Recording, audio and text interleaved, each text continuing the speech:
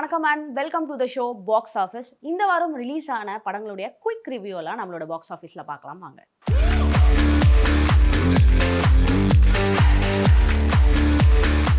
இந்த வாரம் நம்மளுடைய பாக்ஸ் ஆஃபீஸ்ல பார்க்க போற படம் மகாசேனா. இந்த படத்தை தினேஷ் கலைசெல்வன் அவர்கள் இயக்கியிருக்காங்க. மருதம் ப்ரொடக்ஷன் இதுக்கு ப்ரொடியூஸ் பண்ணியிருக்காங்க. இந்த படத்துல விமல், ஸ்ருதி அப்படின்னு ஏகப்பட்ட பேர் நடிச்சிருக்காங்க. யோகி பாபு அவர்களும் இந்த படத்துல ஒரு மெயின் கேரக்டர் பிளே பண்ணியிருக்காருன்னே சொல்லலாம். படத்தினுடைய ஒன்லைன் ஸ்டோரி என்ன அப்படின்னா, கிராமப்புறங்கள்ல வாழக்கூடிய மக்கள் அண்ட் காட்டுல இருக்கக்கூடிய காட்டுவாசிகள் அண்ட் மெயினாக இதில் போலீஸ் கேரக்டர்ஸ் நிறைய காட்டுறாங்க.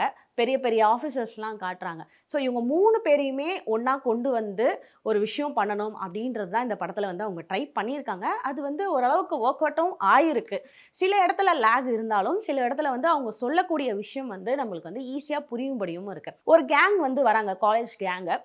காலேஜ்லேருந்து ஐவி மாதிரி அந்த காட்டுக்கு கூட்டிகிட்டு வராங்க. அதில் எல்லாருமே காடை சுற்றி பார்க்கும் போது 2 பேர் மட்டும் எங்கேயோ காணாமல் போயிடுறாங்க. அந்த 2 பேரை எப்படி கண்டுபிடிக்கிறாங்க அண்ட் அந்த காட்டுவாசி மக்கள் சொன்னாலே அவங்களுக்கும் ஊர் மக்களுக்கும் ஒரு பிரச்சனை வருது. அது மட்டும் இல்லாமல் அந்த ஆஃபீஸர்ஸ்க்கும் ஒரு பிரச்சனை வருது. இவங்க 3 பேரோட சண்டையில் தான் இந்த படமே ஸ்டார்ட் ஆகுது. ஸோ அந்த சண்டை எப்படி வருது, எதனால நடக்குது, அந்த ஊர் மக்கள் யார், அந்த காட்டுவாசி எதுக்காக சண்டை போடுறாங்க, அந்த போலீஸ் ஆஃபீஸர்ஸ்லாம் எதுக்கு வந்திருக்காங்க அப்படின்றது தான் இந்த படத்தினுடைய ஒன்லைன் ஸ்டோரியாகவே இருக்குது. அண்ட் இந்த படத்தில் ஸ்டார்டிங்லேருந்து எண்டு வரைக்குமே நிறைய ட்விஸ்ட் இந்த படத்தில் நிறையவே இருக்குது.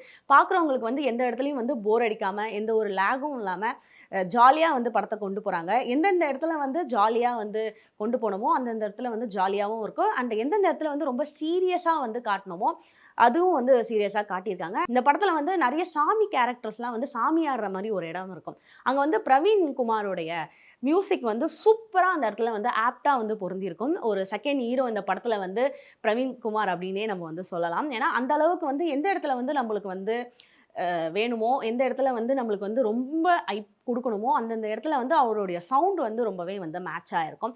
அண்ட் இந்த படத்தினுடைய ட்ரைலர் வந்தப்போ நிறைய பேர் சொன்னது என்னன்னா, இது ஒரு கும்கி படம் மாதிரி இருக்கும் போல அப்படின்னு எல்லாரும் கமெண்ட் பண்ணிட்டு இருந்தாங்க. பட் கும்கி படம்லாம் கிடையாது. இது அதுக்கும் மேலே புதுசாக நிறைய விஷயங்களை இந்த படத்தில் அவங்க சொல்லியிருக்காங்க. அண்ட் கண்டிப்பாக இந்த படத்தை போய் எல்லாரும் தேட்டரில் பார்க்கணும். ஒரு ரொம்பவே சூப்பரான ஒரு படம். அண்டு விமல் அவர்களுடைய ஆக்டிங்கை பற்றி நம்ம கண்டிப்பாக சொல்லியே ஆகணும்.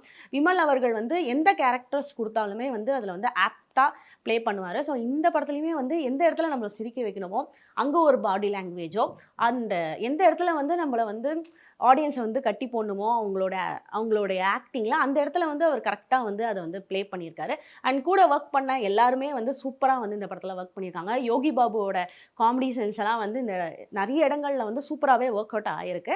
அண்ட் இந்த படம் ரொம்பவே சூப்பரான படம். ஸோ கண்டிப்பாக எல்லாரும் தேட்டரில் போய் பாருங்கள். இந்த மாதிரியான இன்ட்ரெஸ்டிங்கான படத்தினுடைய குயிக் ரிவ்யூ எல்லாத்தையும் நான் உங்களுக்கு அடுத்த பாக்ஸ் ஆஃபீஸில் சொல்கிற வரைக்கும் நீங்கள் உடனுக்குடன் குயிக் ரிவ்யூஸ் அண்ட் இந்த மாதிரியான வீடியோஸ் தெரிஞ்சுக்கணும் அப்படின்னா நம்மளுடைய வி ப்ளே எக்ஸ் தளத்தையும் அண்ட் வி ப்ளே யூடியூப் சேனலையும் கண்டு என்ஜாய் பண்ணுங்கள். Bye bye and take care.